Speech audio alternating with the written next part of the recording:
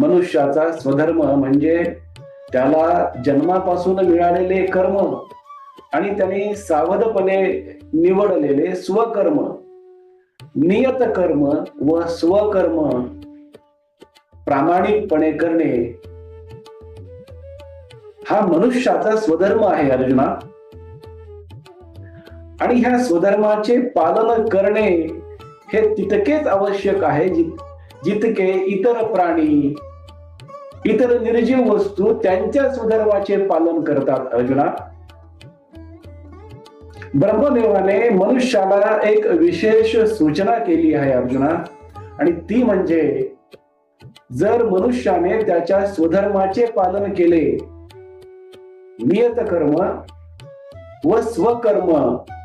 प्रामाणिकतेने, शुद्धतेने, पवित्र भावाने, सद्भावाने, निरपेक्षतेने केले